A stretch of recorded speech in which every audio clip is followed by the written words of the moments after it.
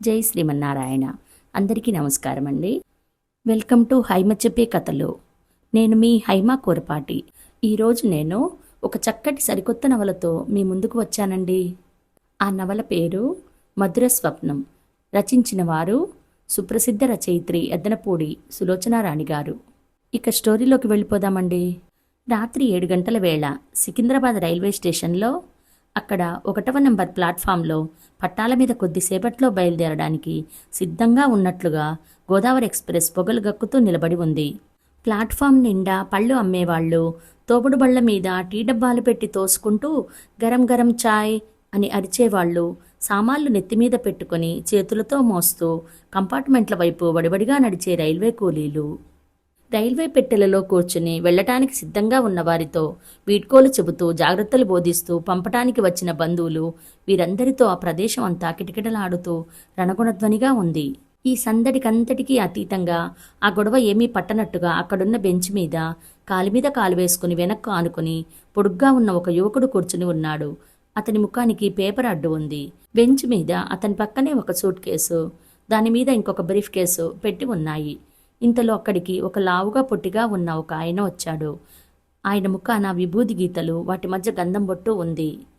గూడకట్టు లాల్చి ధరించి తమలపాకులు నమ్ముతున్న ఆయన వచ్చి ఆ యువకుడి ప్రక్కన కూర్చున్నాడు. ఆయన వెంటే మరో 2 వచ్చారు. వారిలో ఒక అతని చేతిలో మృదంగం, ఇంకో అతని చేతిలో ఫిడేల్ పెట్టే ఉంది. తమలపాకులు నములుతున్న ఆయన పక్కగా వినయంగా వాళ్ళిద్దరూ నిలబడ్డారు. అమ్మాయి గారు ఇంకా రాలేదు, మృదంగం పట్టుకున్న అతను అన్నాడు. వస్తుందిలే, రైలు బయలుదేరడానికి ఇంకా టైం ఉంది. అయ్యగారికి ట్రైన్ ఎన్నింటికి బయలుదేరుతుందో బాగానే తెలుసు, నిర్లక్ష్యంగా అన్నాడాయన. ఇంతలో అక్కడికి 10 సంవత్సరాల కుర్రాడు ఒకడు వచ్చాడు. అయ్యా ధర్మం, బువ్వతిని 4 రోజులైంది, కడుపు కొట్టుకుంటూ చూపించాడు. పోరా వెదవా, ఇప్పుడేగా అక్కడ అరటిపళ్ళు మెక్కుతూ కనిపించావు, పో కసిరాడాయన. నేనా? కాదు స్వామి కాదు, అమ్మ మీద ఒట్టు అన్నాడు వాడు. ఆకలి స్వామి, మళ్లీ పొట్టగొట్టుకున్నాడు. వెళ్తావా తన్నమంటావా? ఆయన చర్రుమంటూ కొట్టడానికి లేచాడు. కుర్రాడు దూరంగా పోయి నిలబడ్డాడు. పేపర్ చూస్తున్న యువకుడు అది తీసి పక్కన పెట్టి జేబులు తడుముకుని చిల్లర తీసి ఇదిగో అంటూ పిలిచి ఇచ్చాడు. చేతిలో పడిన పావలా చూడగానే కుర్రాడి ముఖం చాటంతయింది. దేవుడు మిమ్మల్ని చల్లగా చూడాలి సార్ అన్నాడు. చూడు, ఎవరన్నా కాదు అంటే విసిగించకూడదు, ఇంకో చోటికి వెళ్ళిపోవాలి, తెలిసిందా అన్నాడు. అలాగే సార్ అన్నాడు. ఇంతలో మృదంగం పట్టుకున్నతను కేక పెట్టినట్టుగా అదిగో అమ్మాయి గారు వస్తున్నారు అన్నాడు. గూడకట్ట ఆయనతో పాటు యువకుడు కూడా అటువైపు యథాలాపంగా తల తిప్పి చూశారు. దూరం నుంచి వస్తోంది ఒక అమ్మాయి. ఆ అమ్మాయి తటిల్లతలా ఉంది. యవ్వనపు బిగిలో సౌందర్య శోభతో మెరిసిపోతున్న ఆమె శరీర లావణ్యం ముందు ఆమె ధరించిన ఖరీదైన చీర, నగలు వన్నె తగ్గినట్టే ఉన్నాయి. ఆ అమ్మాయి పింక్ కలర్ చీర కట్టుకుని చకచకా నడుస్తూ వస్తోంది. చుట్టుపక్కల వాళ్లు ఆమె సౌందర్యానికి ముగ్ధులైనట్లు చూస్తుంటే అదేమీ పట్టనట్టుగా, అలాంటి చూపులు చాలా అలవాటైపోయినట్టుగా వస్తోంది. ఆమె నడకలో రాజహంస సొగసు, రాజకుమార్తె టీవీ ఉన్నాయి. ఆ అమ్మాయి వెంటే 2 ఫోటోగ్రాఫర్లు పరిగెత్తినట్టుగా వస్తున్నారు. వాళ్ళేదో అర్థిస్తుంటే ఆ అమ్మాయి నో ఐఎమ్ సారీ అంటూ చేతులూపుతూ తన తిరస్కారం చూపిస్తోంది. ఆ అమ్మాయి చకచకా నడుస్తూ ఆ యువకుడు కూర్చుని ఉన్న బెంచ్కి 4 అడుగుల అవతల ఉండగా ఇంతలో ఇటు నుంచి తలమీద పెట్టెలు 2, దానిమీద తాటాకి బుట్టలు 2, చేతుల నిండా సంచులు బ్యాగులు పట్టుకుని వెళ్తున్న కూలీని, అతని వెంటే నడుస్తున్న బామ్మగారు అయ్యయ్యో అరిసెల బుట్ట జారిపోతోంది అని కేకపెట్టింది. అంటుండగానే ఆ బుట్ట జారింది. కూలీ కంగారుగా దాన్ని ఆపాలని చేయి పైకి ఎత్తాడు. ఆ లోపలే పైపెట్ట జర్రున జారి ఎదురుగా వస్తున్న అమ్మాయి కాళ్ల మీద పడింది. అంతా క్షణంలో మెరుపులా జరిగిపోయింది. పాదం మీద పెట్టె పడగానే యువతికి ఎవ్వుమంది.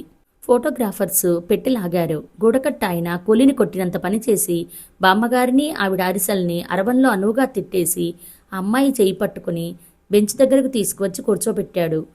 ఆ యువతి ముఖం ఆ బాధకి తట్టుకోలేనట్టు అప్పటికే ఎర్రగన్నేరు పువ్వులా కందిపోయింది. కాలి బొటన వేలు చితికి రక్తం కారుతోంది. అప్పటికే బెంచ్ మీద నుంచి లేచి అందరితో పాటు ఇదంతా చూస్తున్న యువకుడు హఠాత్తుగా తెప్పరిల్లి ఒంటిమీదికి తెలివి తెచ్చుకున్నట్టుగా బెంచ్ మీద పెట్టి ఉన్న తన బ్రీఫ్ కేసుని వేళ్లతో నొక్కి తెరిచి అందులో నుంచి దూది ప్లాస్టర్ తీసుకువచ్చాడు. ఆ అమ్మాయి ముందు మోకాళ్ళ మీద వంగి కూర్చుని రక్తం చిందుతున్న ఆమె పాదాన్ని తన మోకాల మీద ఆనించి పట్టుకుని బ్లడ్ తుడిచి దూది వత్తి పెట్టి ప్లాస్టర్ వేశాడు. తన పాదం ఎవరో పట్టుకోగానే ఆ అమ్మాయి దిగ్గున కళ్ళు తెరిచి చూసింది. ఎదురుగా అపరిచిత వ్యక్తి ఎవరో గాయం శుభ్రం చేసి కట్టుకడుతున్నారు. ఆ అమ్మాయి విస్తుపోతున్నట్టుగా అతని వైపు చూసింది. అతను ప్లాస్టర్ వేయడం పూర్తయింది. అతను వేస్తుంటే అడిగింది, మీరు డాక్టరా? అతను అవునన్నట్టు తల ఊపాడు. మీ పేరు? గోపాలకృష్ణ. అతను బ్రీఫ్ కేస్ మోస్తూ చెప్పాడు. ఇదిగో అయ్యగారు వచ్చారు, మృదంగం పట్టుకున్న వ్యక్తి అన్నాడు. ఇంతలో అక్కడికి ఆ అమ్మాయి పోలికలు స్పష్టంగా కనిపిస్తున్న ఒక ఆయన వడివడిగా వచ్చారు. ఏమ్మా, ఏమిటి? కాలికి దెబ్బ తగిలిందా? ఆయన ఆదుర్దాగా అడిగాడు. అవును డాడీ. తండ్రిని చూడగానే ఆ అమ్మాయి కళ్ళలోకి ఆనందం వచ్చింది. బాధను దిగమింగేసి హుషారుగా నవ్వేస్తూ, డాడీ చూశారా, నాకు దెబ్బ తగులుతుందని తెలిసి దేవుడు ఇక్కడ డాక్టర్ని రెడీగా పెట్టేశారు. ఈయన డాక్టర్, పేరు గోపాలకృష్ణట. నాకు అలా దెబ్బ తగలగానే ఇలా వచ్చేసి కట్టు కట్టేశారు. నాకసలు బాధే తెలియలేదు తెలుసా? పాదం చూపిస్తూ నవ్వుతూ అంది. గోపాలకృష్ణ ఆయనకి నమస్కారం చేశాడు. ఇంతలో రైలు కూత వేసింది. ఆయన థ్యాంక్ యూ అంటూ గోపాలకృష్ణకి ఒక కృతజ్ఞత పారేసినట్టు అనేసి, టైం అయింది పదా అంటూ కూతుర్ని చేయి పట్టుకుని లేవదీశారు. ఆ హెల్త్ మినిస్టర్ గారు ఫోన్లో పట్టుకుని వదలడం లేదు, లేకపోతే నేను నీకంటే ముందే స్టేషన్కి వచ్చేవాడిని అంటూ కూతుర్ని నడవగలవా అని అడిగారు. ఆయనను చూడగానే ఫోటోగ్రాఫర్లు దూరంగా తప్పుకున్నారు. నడవడమా? డాన్స్ చేసేస్తాను.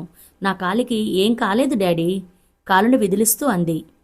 ఇంతలో అక్కడికి పరిగెత్తుకుంటూ కృష్ణ అంటూ వచ్చిన ఒక సన్నటి పొడగాటి యువకుడు ఆ యువతిని, ఆమె వెంట ఉన్న తండ్రిని చూడగానే నోట మాట రానట్టు నిలబడిపోయాడు. తన్ని తాను మర్చిపోయినట్టుగా ఆ అమ్మాయిని చూడసాగాడు. ఆ అమ్మాయి వెళ్లే ముందు గోపాలకృష్ణతో థ్యాంక్ యూ వెరీ మచ్ చెయ్యి ఊపి వెళ్ళిపోయింది. ఏమిట్రా మురళి అట్లా చూస్తున్నావు? గోపాలకృష్ణ సన్నటి యువకుడు భుజం తట్టుతూ అన్నాడు. ఆ అమ్మాయి ఎవరో తెలుసా? నిద్రలో అడిగినట్టు అడిగాడు. ఎవరు? కళ్యాణి. పూర్తి పేరు శ్రీ కళ్యాణి. వాళ్ళ నాన్న సిరి అని పిలుస్తాడు. ఆయన ఎవరో తెలుసా? తెలియదు. తెలియదా? మినిస్టర్లు, వ్యాపారవేత్తలు, దొంగచాటు వ్యాపారులు అందరూ ఒకే రకంగా ఇష్టపడి గౌరవించే రాజారాం గారు. ఆయన ఏకైక గారాల పట్టి ఆ అమ్మాయి. కళ్యాణి డ్యాన్స్ చేస్తుండగా చూస్తుంటే మనకి మనం ఎవరో మర్చిపోయేంత మైకం వస్తుంది. అవును. మురళి గోపాలకృష్ణ వైపు పూర్తిగా తిరిగాడు. ఆ అమ్మాయి నీతో మాట్లాడుతుందేమిటి? నీకెలా పరిచయం? ఆమె కాలుకి దెబ్బ తగిలింది, నేను కట్టుకట్టాను. ఆ అమ్మాయి ఎవరో కూడా నాకు తెలియదు. ఏమిటి? కళ్యాణి పాదం నువ్వు ముట్టుకున్నావా? ఏవి నీ చేతులు? మురళి హఠాత్తుగా గోపాలకృష్ణ 2 చేతులు పట్టుకుని వాటివైపు తమకంగా చూశాడు.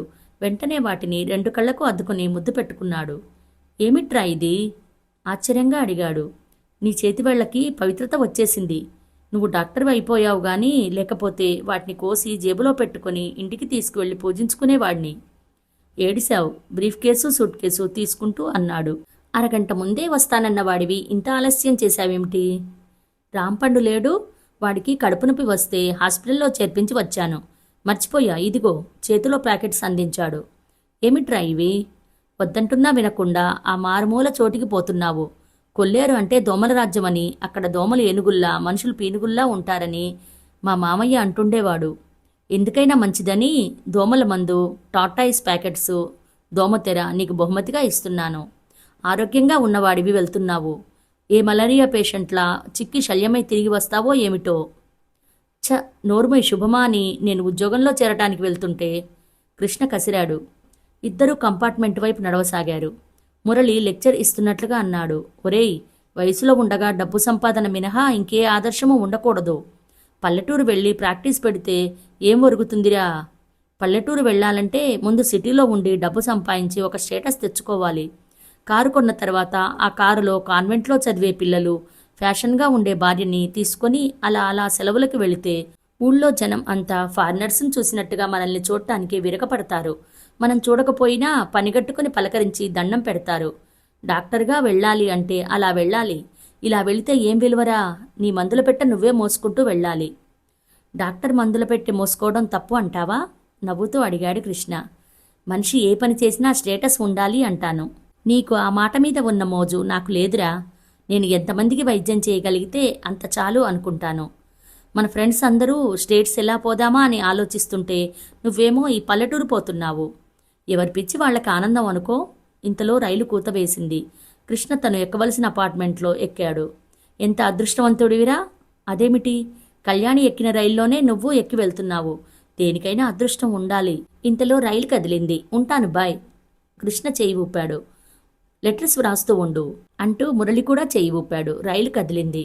కృష్ణ తన సీట్లో కూర్చున్నాడు. ట్రైను రివ్వున వెళుతోంది. గోపాలకృష్ణ తల వెనక్కి ఆనించి కూర్చుని ఉన్నాడు. అతని మనసు ఎంతో హాయిగా ఉంది.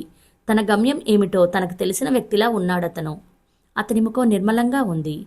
తను ఈ మన్య ప్రాంతాలకి డాక్టర్గా వెళ్తున్నానని అనగానే మురళీ భాస్కర్ చాలా గొడవ చేశారు. ఒరేయ్, కొల్లేరు ప్రాంతమా, ఏముందిరా అక్కడ, తినడానికి తిండి కూడా సరిగ్గా దొరకదేమో అన్నాడు మురళి. అక్కడున్న వాళ్ళు బ్రతకడం లేదా అన్నాడతను. బతుకుతారా, వాళ్ళకి అలవాటైన బ్రతుకు అది. ఆ నీళ్లు, చేపలు, దోమలు తప్ప ఇంకో ప్రపంచం ఉందని తెలియని అమాయకులు వారు. తెలిసినా ఆ ప్రదేశం విడిచి వస్తే బతకడం చేతకాని వాళ్ళు. పల్లెటూళ్లలో జనం అంతా పట్నాలకు ఎగబడుతుంటే నువ్వు అక్కడికి పోతానంటావేమిటి? మురళి విసుక్కున్నాడు. ఒరే కృష్ణ, నువ్వేదో పల్లెటూళ్ళు భాగ్యసీమలు అని పాటల్లో విని వెళ్తున్నట్టున్నావు. అక్కడ మనకేమీ గిట్టుబాటు కాదు. జీవితంలో ఎదుగు బొదుగు ఉండదు. నా మాట విని ఈ అప్లికేషన్ మీద సంతకం పెట్టు. దేశాయి నర్సింగ్ హోంలో చేరదాం. ఇక్కడుంటే ఏ ఫారినో అతి తేలిగ్గా వెళ్ళిపోవచ్చు. ఆ పల్లెటూరు పోతే మనకు బయట ప్రపంచంతో సంబంధాలు తెగిపోతాయి అన్నాడు భాస్కర్. నాకు ఫారిన్ వెళ్లాలని లేదురా అన్నాడు కృష్ణ. ఫారిన్ వెళ్లాలని లేదు? పోనీ డబ్బు సంపాదించాలనైనా ఉందా? అది లేదా? మురళి వెటకారంగా అడిగాడు. డాక్టర్గా నాకు చేతనైన సేవ బీదవారికి చేయాలని ఉందిరా. అబ్బో, బయలుదేరాడు దేశోద్ధారకుడు. ముందు మనం బతికి బట్టకడితే ఆ తర్వాత సాటివారి గురించి ఆలోచించవచ్చు. మనం ఇంత చదువు చదివి దేహి అని ఒకరి దగ్గరికి వెళ్లి చేయి చాచకుండా ఉంటే ఇంకొకరిని ఉద్ధరించినంత మేలు చేసినట్టు. డాక్టర్కి అలాంటి స్థితి ఎప్పటికీ రాదని నా నమ్మకం దృఢంగా అన్నాడు కృష్ణ. ఈ ఊర్లో సంపాదన లేకుండా ఏడుస్తున్న డాక్టర్ల సంగతి ఏమిటంటావు? భాస్కర్ నిలదీశాడు. అందరూ సిటీలోనే ఉండాలని అనుకోవటంతో ఆ ఇబ్బంది వస్తోంది. ఎన్నో చోట్ల సరైన డాక్టర్స్ లేని ఊళ్ళున్నాయి. సిటీలో అలవాటైన వాళ్ళం ఆ మారుమూల ఎలా వెళ్ళి ఉండగలం అన్నాడు భాస్కర్. ఇలాంటి మహానుభావుడైతే ఉంటాళ్లే. ఒరే భాస్కర్, వీడికి చెప్పడం వృధా. ఏదో స్నేహితుడు కదా, తెలియకుండా గోతుల్లో పడుతున్నాడని చూస్తూ ఊరుకోక చెప్పాం. వినకపోతే వాడి కర్మ, మనమేం చేస్తాం అన్నాడు మురళి. ఆ ఇద్దరిలో కృష్ణ డాక్టర్గా పల్లెటూరు వెళ్లి జాయిన్ అవుతానంటే భాస్కర్ కంటే మురళే ఎక్కువ బాధపడుతున్నాడు. కృష్ణని ఆ ప్రయత్నం నుండి విరమింపజేయాలని అతడు శతదా ప్రయత్నించి విఫలుడైనాడు. భాస్కర్ విసుగుపడినట్లుగా, వాడి కర్మ, మనమేం చేస్తాం? మురళి తాపత్రయం వేరు. ముగ్గురూ ఇక్కడే ఉంటే ఎప్పటికైనా ఒక నర్సింగ్ హోం పెట్టుకోవచ్చునని. ముగ్గురూ అంతంత మాత్రపు ఆర్థిక స్థితి గలవాళ్లే. భాస్కర్ నాన్న భాస్కర్ మెడిసిన్ పూర్తవగానే పెళ్లి మార్కెట్లో కొడుకుని కట్నానికి బేరం పెట్టాడు. మా అబ్బాయి చదువుకి నేను ఇంత ఖర్చు పెట్టాను. ఆ డబ్బు కట్నంగా నాకు ఇచ్చేసి సంపాదించి పెట్టే ఈ మనిషిని మీరు సొంతం చేసుకోండి అన్నట్టు ఉంది ఆయన ధోరణి. మురళికి పెళ్లి మీద లేదు. అతనికి ఎంతసేపు డబ్బు త్వరగా ఎలా సంపాదించాలి అన్నదే యావా. మొదటి నుంచి కృష్ణ మనస్తత్వం వేరు. అతనికి ఒక ధ్యేయం ఉంది. డాక్టర్ వృత్తితో వీలైనంత ఎక్కువ మందికి సేవ చెయ్యాలి. భాస్కర్ అలా కాదు. స్టేటస్ కోసం తండ్రి పోరు మీద మెడిసిన్ చదవడానికి వచ్చాడు. మురళికి వాళ్ళ ఎదురింటి డాక్టర్ గారు ఆదర్శం. ఆయన పెద్ద ఇల్లు కట్టాడు. ఆ ఇంటికి వచ్చే పోయే కార్లు చూసి అతనికి చిన్నప్పటి నుంచి తను కూడా డాక్టర్ అయి అలా డబ్బు సంపాదించాలనే. ఈ ముగ్గురూ కలిసి ఒకే రూంలో ఉండి చదువుకున్నారు. మెడిసిన్ చదివిన ఇన్ని సంవత్సరాలలో ఒకరి అభిప్రాయాలు ఒకరు మార్చాలని ఎంతగానో ప్రయత్నించారు. కానీ ఎవరికి వారే నిర్దిష్టమైన అభిప్రాయం కలవాళ్లు అవటంతో ఎదుటివారి అభిప్రాయాన్ని స్వీకరించలేకపోయారు. అందుకే చదువు పూర్తి అవగానే ఎవరి మార్గంలో వాళ్ళు వెళ్ళిపోవటానికి ఆయత్తమైనారు. కృష్ణకి మురళి భాస్కర్ని వదిలి వెళ్తుంటే ఏదో వెలితిగా అనిపించసాగింది. భాస్కర్ కంటే మురళి మరీను అహర్నిశలు ఏదో ఒక మాట చెప్పి నవ్విస్తూ ఉంటాడు. ముఖ్యంగా అతనికి లలిత కళలంటే అమితమైన ఆసక్తి. ఊళ్ళో ఏ డాన్స్ ప్రోగ్రాం జరిగినా, ఏ పాట కచేరీ జరిగినా వీలైనంత వరకు వదలకుండా వెళ్తాడు. అతని జీవితాన్ని సరదాగా సులభంగా గడిపేయాలని చూస్తాడు. ఎదుటివారికి సాయం చేస్తాడు, తను పొందుతాడు. భాస్కర్ అలా కాదు. లాభనష్టాలు జాగ్రత్తగా బేరీజు వేసి ఎదుటివారితో పరిచయం పెంచుకుంటాడు. తను అధికుడిని అనే అహం ఉంది, కానీ అది కంటపడనీయడు. తను ఉద్యోగం కోసం సిటీ వదిలి ఈ మారుమూల పల్లెటూరికి వెళ్తున్నానంటే భాస్కర్ వెళ్తాడు. వాడికే ఒంటరివాడు, నాన్నవాళ్ళు లేరు. అదే నేను వెళతాను అంటే మా నాన్న కాళ్ళు విరగ్గొడతాడు అంటాడు భాస్కర్. తల్లిదండ్రుల కఠిన నియమ నిబంధనలలో పెరిగిన అతనికి ఎవ్వరూ లేని కృష్ణను చూస్తే అసూయ అనిపిస్తుంది. తను ఏ పని చెయ్యాలన్నా తండ్రి పెత్తనం చాలా ఉంటుందని, తనకి స్వేచ్ఛ అనే మాటే లేదని గొణుగుతాడు. నానే తోడు లేకుండా అనాథగా పెరగడంలో బాధేమిటో భాస్కర్కి తెలియదు. ఆ మాట కృష్ణ ఎన్నిసార్లు చెప్పినా భాస్కర్ చెవికి ఎక్కదు. భాస్కర్ కుటుంబంతో కృష్ణకి సాన్నిహిత్యం చాలా ఉంది. భాస్కర్ తండ్రికి కృష్ణ అంటే చాలా ఇష్టం. అతన్ని చూసి బుద్ధి తెచ్చుకోరా, ఎవ్వరూ అండదండలు లేకపోయినా ఎంత కష్టపడి చదువుకుంటున్నాడో. నేను సంపాదించి పోస్తుంటే కూడా చదవటానికి నీకు కష్టంగా ఉంది. అయాచితంగా వచ్చిన వాటి విలువ తెలియదురా అని సాధిస్తాడు. కృష్ణ ఊరు వెళ్తున్నాను అంటే భాస్కర్ చెల్లెలు పద్మ, దోసపాడా అక్కడ నా స్నేహితురాలు ఉంది అంటూ లెటర్ రాసి ఇచ్చింది. నువ్వు వెళ్ళటం సరాసరి వాళ్ళ ఇంటికే వెళ్ళు, వాళ్ళు బాగా చూస్తారు. నువ్వేమీ మొహమాట పడవనవసరం లేదు. మా అత్తయ్య ఉందే, ఆవిడకి కీళ్లవాతం. నువ్వు డాక్టర్గా వచ్చావని తెలిస్తే నిన్ను చచ్చినా వదలదు, సకల మర్యాదలు చేస్తుంది. ఆ ఊరిలో అడుగుపెట్టగానే కాంతమ్మగారు అని అడిగితే ఎవరైనా చెబుతారు అంది. కొత్తవారంటే కృష్ణకి చాలా మొహమాటం. పద్మమాట కాదనలేక ఆ లెటర్ తీసుకుని జేబులో పెట్టుకున్నాడు. డాక్టర్గా ఈ దేశంలో ఏ మారుమూలకి వెళ్లమన్నా అతనికి అభ్యంతరం లేదు. అతని జీవితం నియమబద్ధం. అతని మనసు ఎంత నిర్మలమో అతని ప్రవర్తన కూడా అంత సూటిగా ఉంటుంది. నేను డాక్టర్ని. ఎక్కడైనా ఒక చిన్న పల్లెటూరు, అక్కడ స్థిరపడి ఆ చుట్టుపక్కల జనానికి నాకు చేతనైనంత సేవ చేయగలిగితే నా జీవితం ధన్యమైనట్లే. కృష్ణకి కొన్ని నిర్దిష్టమైన అభిప్రాయాలున్నాయి. ఇంకే వృత్తిలోనైనా మనిషి స్వసుఖం ఆశించవచ్చు, కానీ ఈ వైద్య వృత్తిలో మాత్రం అలాంటి కోరిక ఉండకూడదు. ఎందుకంటే ఈ వృత్తి మనుషుల ప్రాణాలకు సంబంధించినది. 24 గంటలు డాక్టర్ తన జీవితాన్ని రోగులకి అంకితం చేయగలగాలి. అలాంటి నిస్వార్థం, దృఢత్వం లేని వాళ్ళు అసలు ఈ వృత్తిని చేపట్టనే కూడదు. కృష్ణకి వైద్య వృత్తి చాలా పవిత్రమైందని ఎంతో విశ్వాసం. తన జీవితంలో భగవంతుడు సాటి మనుషులకి అపారమైన సేవ చేయగలిగే అవకాశం అనే వరం ఇచ్చాడు. దానిని తను పూర్తిగా సద్వినియోగపరచుకోవాలని. అందుకే అతను డాక్టర్ అయిన తర్వాత ఒక్క నిమిషం కూడా వృధా చేయలేదు.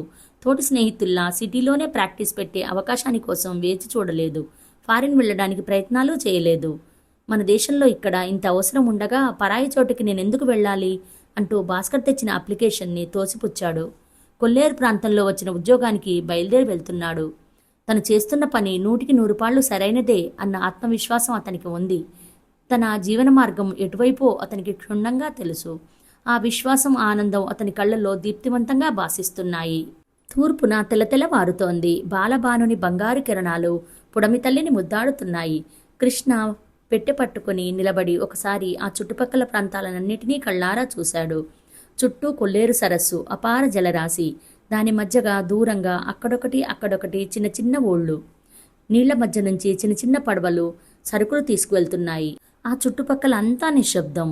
అక్కడక్కడ ఏదో పిట్టల అరుపు, దూరంగా పడవ్వాని కేక. ఆ నిశ్శబ్దంలో మధుర సంగీతంలా వినిపిస్తున్నాయి. కృష్ణ అక్కడికి వచ్చిన పడవ ఎక్కి అవతల ఒడ్డుకు దాటాడు. అతను కాలు కింద పెట్టి 2 అడుగులు వేయగానే బురదలో ఇరుక్కున్న చెప్పు తెగి ఊడి వచ్చింది. అతను నవ్వుకున్నాడు. చెప్పులు తీసి పేపర్లో చుట్టి పట్టుకున్నాడు. అక్కడ ప్రజలు కాయకష్టం చేయడానికి అలవాటు పడినట్లుగా మోటుగా ఉన్నారు. అతను పెట్టె పట్టుకుని నడుస్తున్నాడు. ఏ ఊరు బాబు? ఒక అతను పలకరించాడు. దోసపాడు. అలాగా, అటు ఇంకో 1/2 మైలు నడవాలి, చెయ్యి పెట్టి చూపిస్తూ అన్నాడు. ఆ నీళ్ల ఒడ్డున నడుస్తుంటే కృష్ణకి ఎంతో హాయిగా ఉంది. ఆనందంగా, తెలియని ఉత్సాహం ఉరకలు వేస్తున్నట్టుగా ఉంది. అతను ఆ చుట్టుపక్కల పరిసరాలు చూస్తూ ఒక 5-6 నెలల్లో ఈ వాతావరణంలో నేను పాతవాడిని అయిపోతాను అనుకున్నాడు. దూరంగా పాకలతో పెంకుటిళ్లతో ఊరు కనిపిస్తోంది. అతను సూట్ కేస్ పట్టుకొని నడుస్తుంటే వెనుక నుంచి గలగలా మాటలు వినిపించాయి. అతను తిరిగి చూడకమునిపే అతని పక్క నుంచి 4-5 అమ్మాయిలు పాలబిందెలు నెత్తిన పెట్టుకుని చకచకా నడిచి వెళ్తున్నారు. వాళ్ళు ఏదో కబుర్లు చెప్పుకుంటూ వాళ్ళ లోకంలో ఉన్నట్లుగా ఉన్నారు వాళ్ళు. అక్కడ ఒక చిన్న కాలువ ఉంది. దానిని వాళ్ళు చెంగున దూకినట్టు దాటేశారు. వాళ్ళ వెనకే వస్తున్న అతను కాస్త ఆగి దాని దూరం చూసి జాగ్రత్తగా అంగవేసి దాటబోయాడు. కాలు జర్రున జారింది. అతను తూలిపడ్డాడు. సూట్ కేస్ దబాలన కింద పడింది. వెనుక నుంచి దబ్బమని అయిన శబ్దానికి అమ్మాయిలు తిరిగి చూశారు. కృష్ణ పడినవాడు లేస్తున్నాడు. అయ్యయ్యో అని ఒక అమ్మాయి గబాలన తిరిగి వచ్చింది. అయ్యో పాపం, అయ్యగారు పడ్డట్టున్నారు అంటూ పాలబింద కింద దించి పరుగున వచ్చి పెట్టె తీసి అందించింది. కృష్ణ ప్యాంటు నిండా బురద మరకలు అయినాయి. మోచేతి దగ్గర బాగా కొట్టుకుపోయి రక్తం వస్తోంది. అతను కాలువలో నీళ్లు తీసి చేతిలో కంటిన బురదని కడుక్కోసాగాడు. అయ్యయ్యో, దెబ్బ బాగానే తగిలింది, రక్తం వస్తోంది, ఒక్క నిమిషం ఉండండి. ఆ అమ్మాయి అక్కడి నుంచి పక్కనే ఉన్న చెట్ల గుంపు వైపు పరిగెత్తింది. మరో నిమిషంలో ఒక ఆకు చేతుల మధ్య నలుపుతూ ఆ రసం కృష్ణ చేతికి దెబ్బ తగిలిన చోట పసరుగా పోసేసింది. కృష్ణ విచిత్రంగా చూస్తున్నాడు. ఏ ఊరు వెళ్ళాలి? దోసపాడు. మా ఊరే. మీ పేరు? అంది. గోపాలకృష్ణ. నీ పేరు? చిరునవ్వుతో అడిగాడు. నా పేరు సీతాలు. నేను ఈ ఊళ్ళో డాక్టర్ని. ఆ పసరుకి ఆ దెబ్బ తగ్గిపోతుందిలేండి. మీరేం భయపడకండి ఆరిందాలా అంది. కృష్ణ నవ్వుముఖంతో అలాగా అన్నట్టు చూశాడు. అతను వాళ్లతో కలిసి నడక సాగించాడు. ఊరు మొదలైంది. కృష్ణ దయానిధి గారి అడ్రస్ అడిగాడు. సీతాలు ఊరి మధ్యగా ఉన్న ఒక పెంకుటిల్లు చూపించింది. అదే వెళ్ళండి అంటూ తన తోటివారితో కలిసి తన తోవన తాను వెళ్ళిపోయింది. బురద మరకలు నిండిన ప్యాంటుతో చెప్పుల్లేని పాదాలతో కృష్ణ ఆ పెంకుటింటి ఆవరణలో అడుగుపెట్టాడు. లోపల నుంచి పొట్టిగా చామనచాయిగా ఉన్న ఒకతను బయటకు వచ్చాడు. ఎదురుగా నిలబడి ఉన్న కృష్ణని చూడగానే కళ్ళు చికిలిస్తూ ఎవరికోసం అన్నాడు. దయానిధి గారున్నారా అని అడిగాడు కృష్ణ. ఉన్నారు, మీరెవరి తాలూకు అన్నాడు. కృష్ణ జేబులో నుంచి తన అపాయింట్మెంట్ ఆర్డర్ తీసి ఇచ్చాడు. అతను అది చదవగానే తలెత్తి కృష్ణని ఎగాదిగా చూస్తూ ఓహో డాక్టర్ గారా అన్నాడు. అతను లోపలికి వెళ్ళాడు. కృష్ణ అక్కడ చూస్తూ నిలబడ్డాడు. ఇంటి నిండా ధాన్య బస్తాలున్నాయి. వరండాలో కనిపిస్తున్న కుర్చీలు గుమ్మానికి పక్కకు లాగి కట్టబడిన తెరలు బస్తీ మోజు తెలుపుతున్నాయి. ఆ యువకుడు మళ్లీ బయటికి వచ్చాడు. బావగారు లోపలున్నారు రండి అన్నాడు. కృష్ణ తన అపాయింట్మెంట్ ఆర్డర్ కాగితం చూడగానే ఆయన సాదరంగా వెంటనే బయటకు వస్తాడని ఆశించాడు. అతనికి కాస్త ఆశాభంగమే కలిగింది. కృష్ణ అతని వెంట లోపలికి వెళ్ళాడు. లోపల ఇల్లు చాలా అధునాతనంగా ఆడంబరంగా సౌకర్యంగా ఉంది. లోపల పెద్ద హాల్ ఉంది. హాల్లో ఖరీదైన సోఫా సెట్ ఉంది. పైన సీలింగ్ ఫ్యాన్ ఉంది. ఆ సోఫాలో కూర్చుని పంచే లాల్చీ ధరించి సుమారు 50 సంవత్సరాలు పైబడిన ఒక ఆయన పేపర్ చూస్తున్నాడు. ఆయన కృష్ణ రాకని గమనించినా వెంటనే తలెత్తలేదు. కృష్ణ ఒక సెకండ్ చూసి నమస్కారం అన్నాడు. ఆయన తలెత్తాడు. కృష్ణ అంత క్రితం పంపిన ఆర్డర్ కాగితం నిర్లక్ష్యంగా సోఫాలో పక్కన పడేసినట్లుగా ఉంది. ఆయన పేపర్లోంచి తలెత్తాడు. నమస్కారం, మీరు వస్తున్నట్టు ఉత్తరం వ్రాస్తే నేను బోర్డు దగ్గర మనిషిని పంపేవాణ్ణి అన్నాడు. నేను టెలిగ్రామ్ ఇచ్చాను అన్నాడు కృష్ణ. టెలిగ్రామా? ఆయన ఆశ్చర్యంగా చూశాడు. మాకు అందలేదే. అయినా మా ఊళ్ళో పోస్టాఫీస్ ఏడాదికి 10 నెలలు పనిచేయదులే. ఆ పోస్ట్ మాస్టర్కి దయ వస్తే ఇస్తాడు, లేకపోతే అంతే. ఆయన కృష్ణని కూర్చోమని అనలేదు. మీరు ఇంత క్రితం ఎక్కడైనా పనిచేశారా అని అడిగాడు. లేదు అని కృష్ణ సూట్ కేస్ కింద పెట్టి తనే అక్కడ సోఫాలో కూర్చున్నాడు. ఇదే మొదటి పోస్ట్ అన్నమాట. అవును, మేం అనుభవం గల వైద్యులు కావాలని ప్రకటించామే. నాకు అనుభవం లేదని నా దరఖాస్తులో స్పష్టంగా వ్రాశాను. సరే, ఆయన తన్ని తాను నిలవరించుకున్నట్టు చూసి దానికేముంది, వైద్యుడన్నవాడు అసలు 10 మందిని చంపితే గాని అనుభవం రాదంటారు. మీ అనుభవం మా ఊళ్ళోనే సంపాదించుకుందరు గాని. కృష్ణకి ఆ మాటలు కష్టంగా తోచాయి. అయినా ఊరుకున్నాడు. ఒరే గిరి, డాక్టర్ గారికి ఇల్లు చూపెట్టు అంటూ కృష్ణతో, వీడు వరాహగిరి, నా బావమరిది, మీకు ఏది కావాలన్నా అతన్ని అడగవచ్చు అన్నాడు. కృష్ణ లేచి సూట్ కేస్ చేతిలోకి తీసుకుంటుంటే దయానిధి వీరయ్యా అని కేక పెట్టాడు. అయ్యా అంటూ లోపల నుంచి ఒక వ్యక్తి పరిగెత్తుకు వచ్చాడు. ఆ పెట్టె తీసుకుని డాక్టర్ గారి వెంట వెళ్ళు, ఆయనకు అన్ని ఏర్పాట్లు చూసిరా అంటూ పురమాయించాడు. వీరయ్య చిత్తం అంటూ కృష్ణ చేతిలో పెట్టె తీసుకున్నాడు. కాఫీ తాగుతారా? దయానిధి అడిగాడు. నో థ్యాంక్స్ బదులు చెప్పిన కృష్ణ బయటికి నడిచాడు. కాఫీ ఇవ్వాలని అనుకుంటే అడిగే పద్ధతి అది కాదు. కొన్ని మాటలు మొహమాటాలు దక్కించుకోవడానికి అడుగుతారు. ఆ మొహమాటాన్ని ఇవతల వాళ్ళు కూడా దక్కించుకోవాలి. కృష్ణ వెంట వరాహగిరి కూడా వచ్చాడు. హాస్పిటల్ దయానిధింటికి మైలు దూరంలో ఊరికి కాస్త పెడగా ఉంది. హాస్పిటల్ అనేది పెద్ద డాబా ఇల్లు. దాని కొద్ది దూరంలో పెంకుటిల్లు ఉంది. గిరి ఆ ఇంటి తలుపు తాళం తీస్తూ, క్రితంసారి ఇక్కడ ఉన్న డాక్టర్ వెళ్ళి 2.5 సంవత్సరాలైంది. మీరు వస్తున్నారని ఉత్తరం వ్రాస్తే కనీసం ఈ ఇంటికి సున్నం వేయించేవాళ్లం అన్నాడు. కృష్ణకి చిరాకొచ్చింది. తను టెలిగ్రామ్ ఇచ్చాను అన్న మాటని వాళ్లు వినిపించుకోవటం లేదు. వీరయ్య తలుపులన్నీ తెరిచి క్షణంలో బూజు తెలిపి ఇల్లు ఊడ్చాడు. కిటికీలో నుంచి హాస్పిటల్ బిల్డింగ్ చూస్తూ, కృష్ణ, 2.5 సంవత్సరాలు డాక్టర్ లేకుండా హాస్పిటల్ ఎలా నడుస్తోంది అన్నాడు ఆశ్చర్యంగా. ఓస్, హాస్పిటల్ నడవడానికి డాక్టర్ కావాలా ఏమిటి? కాంపౌండర్ మాణిక్యం 12 సంవత్సరాల నుంచి ఇక్కడే పనిచేస్తున్నాడు అన్నాడు గొప్పగా. కాంపౌండరా? అతని వైద్యమా? అవును అన్నాడు గిరి. ఏం చేస్తాను చెప్పండి, ఏ డాక్టర్ వచ్చినా 6 నెలలు ఉండటం బ్రహ్మ ప్రళయం. క్రితంసారి డాక్టర్ వచ్చి మర్నాడే ఒంట్లో బాగాలేదని వెళ్ళిపోయాడు. అంతక్రితం ఆయన ఒట్టి పేకాట మనిషి. ఈ ఇంటిని పేకాట క్లబ్గా మార్చేస్తే బావ చెడామడా తిట్టి పంపేశాడు. వాళ్ళకి ముందు ఒక డాక్టర్ వచ్చాడు. నర్సుతో ప్రేమలో పడి పెళ్లి చేసుకుని వెళ్ళిపోయాడు. ఇక మీరు ఏం చేస్తారో అన్నట్లు ఆకాశం వైపు చూసి దండం పెట్టి, నేను వస్తాను, మీకు ఏం కావాలన్నా ఆ వీరయ్యని అడగండి అని చెప్పి వెళ్ళిపోయాడు. బాబూ, మీ సామాన్ తీసుకురావడానికి పడవ దగ్గరకు ఎవరినైనా పంపి వస్తాను అన్నాడు వీరయ్య. నా సామానా ఇదిగో ఇక్కడే ఉందిగా అన్నాడు కృష్ణ. ఇదా, ఈ పెట్టె ఒకటేనా, ఇంకేదీ లేదా అన్నాడు. లేదు. వీరయ్య ఆశ్చర్యంగా చూశాడు. మీరు ఈ ఒక్క పెట్టెతో ఎలా కాపురం చేస్తారు? కాపురమా? అవును బాబు, ఇక్కడ హోటల్ లేదు, తమరే కాఫీ భోజనం ఏం కావాలన్నా తమరే స్వయంగా చేసుకోవాలి. దానికి సామాను. కృష్ణ చప్పున జేబులోకి చెయ్యి పోనిచ్చి 100 రూపాయల కాగితం తీసి వీరయ్య చేతిలో పెట్టి, వీరయ్య, ఇంట్లోకి ఏమేం కావాలో తీసుకురా. చూడు, ముందు నాకు ఒక కప్పు కాఫీ వేడిగా కావాలి అన్నాడు. అలాగే బాబు అని వీరయ్య వెళ్ళిపోయాడు. కృష్ణ అక్కడున్న కుర్చీలో కూర్చున్నాడు. ఎదురుగా దూరంగా నీళ్లలో పడవలు వెళుతూ కనిపిస్తున్నాయి. ఆ ఒంటరితనం, ఆ ప్రశాంతత గమ్మత్తుగా ఉన్నాయి. కాస్త 4 రోజులు గడిస్తే నేను ఈ పరిసరాలకు అలవాటు అయిపోతాను అనుకోసాగాడు. ఇంతటితో ఈ నవల్లోని మొదటి భాగం పూర్తయిందండి. విన్నారు కదా? మీకు నచ్చిందా? నచ్చితే లైక్ చేయండి, షేర్ చేయండి. మరిన్ని మంచి కథల కోసం మా ఛానల్ను సబ్స్క్రైబ్ చేసుకోండి. మళ్ళీ సెకండ్ పార్ట్తో కలుద్దామండి. అంతవరకు సెలవు. మీ హైమా కూరపాటి. Thank you.